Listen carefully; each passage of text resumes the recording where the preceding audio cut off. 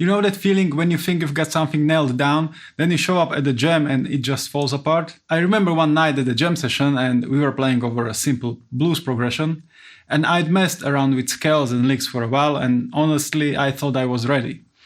And I felt pretty confident that I could handle a simple blues. But yeah, I was kidding myself. When it was my turn to play, everything I played sounded bland, and I walked off the stage and thinking, what the hell, how can I still be practicing this much and still sound like a beginner? And here is the thing, I see this play out with my students all the time.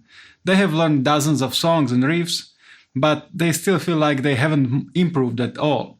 It's like all those hours with the guitar just aren't adding up. So what's going on? The problem definitely is not a lack of information, because if more lessons and licks were the answer, you would already be crushing it. The real problem is something almost nobody talks about, but once you get it, it flips the script on how you think about improving. Suddenly all the stuff you've been learning, licks, scales and songs, starts actually adding up. In this video I'm going to show you exactly how to do that.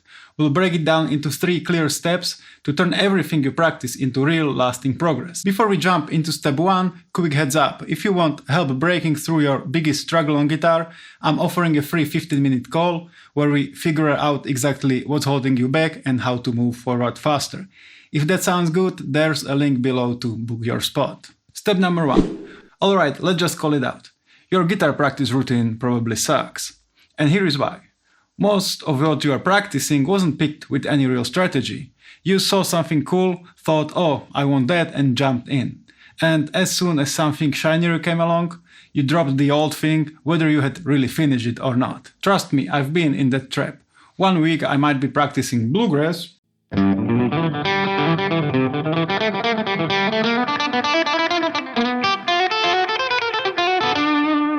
then next week I might work on a Gypsy Jazz tune,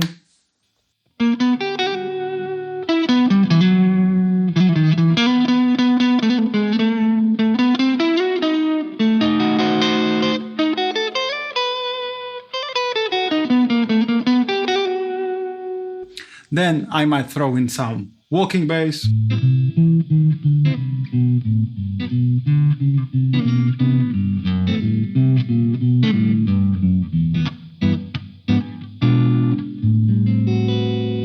and the next week I might be working on a fingerstyle tune.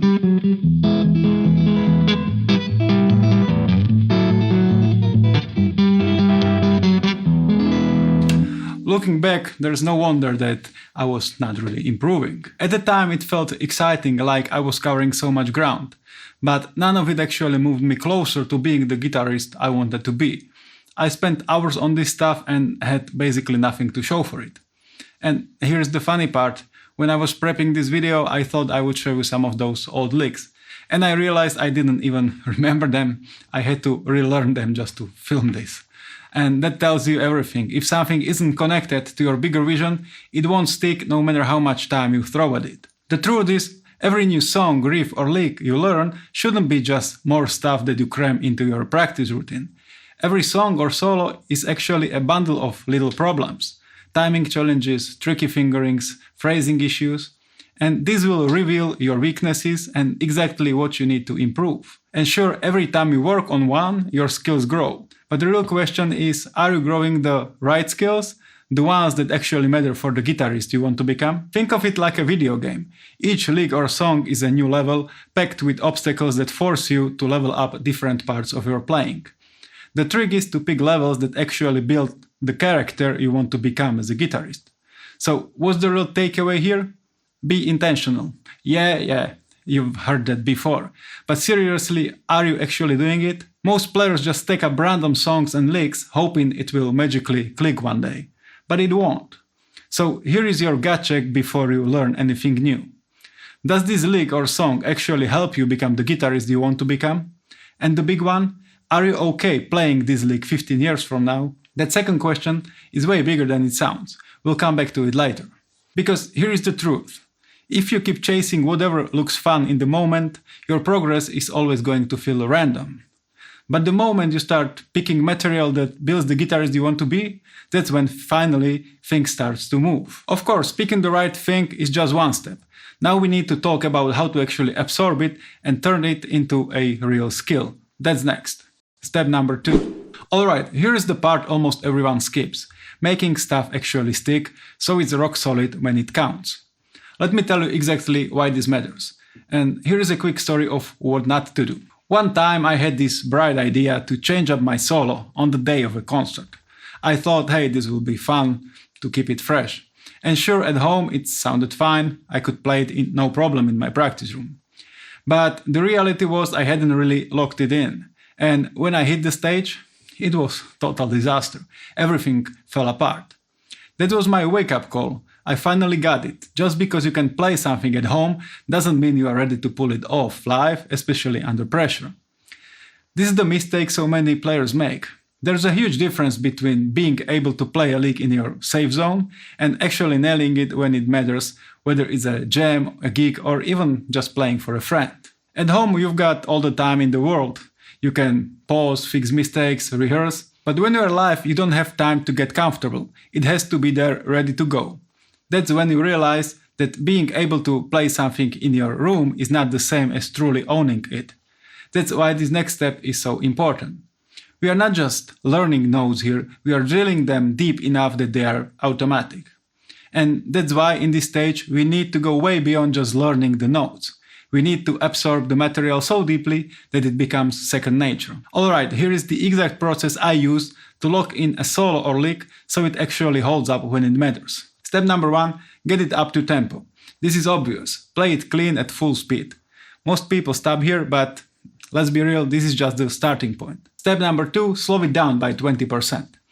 This will reveal timing issues, sloppy bending or phrasing that's not quite there, and you need to clean everything up here. Step number 3, speed it up by 20%.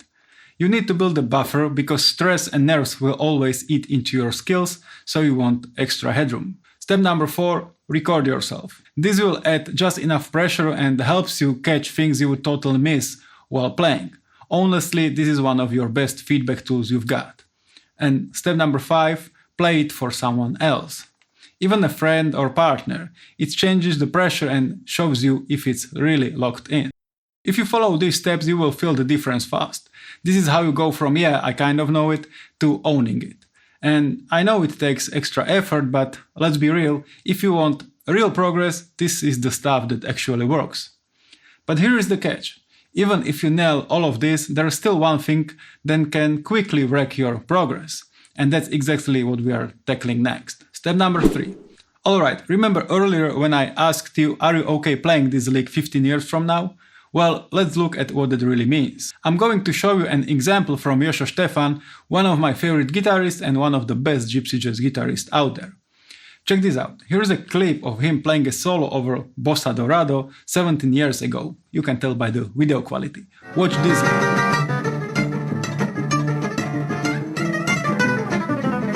And now here's a clip of him last year playing the same tune and yeah, still playing the same lick.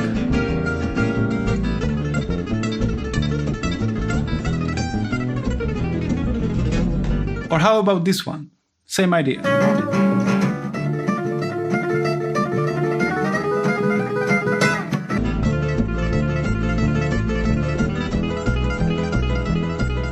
See what's happening?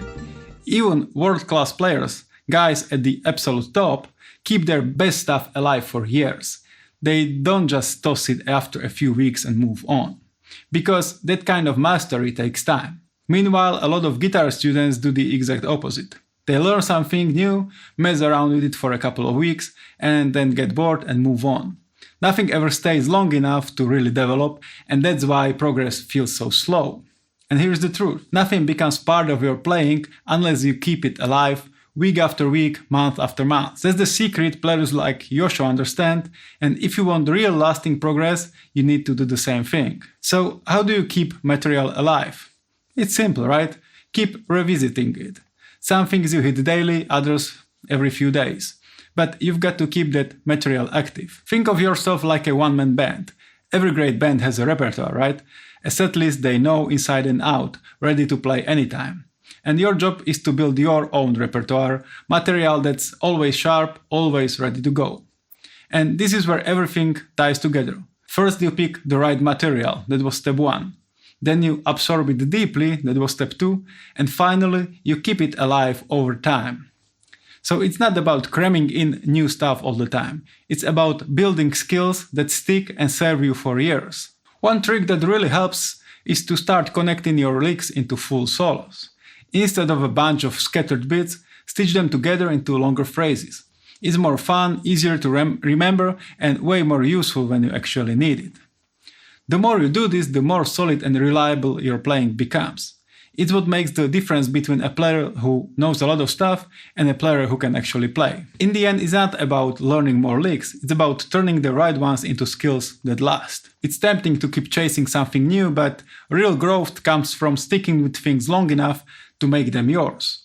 I know it's not always the flashiest approach, but it works, and honestly it's what made the biggest difference for me. Thanks a lot for hanging out with me today, and quick reminder, before you go, I'm offering a free 15-minute call to help you break through your biggest guitar struggle. Hit the link below to book your spot. I would love to help.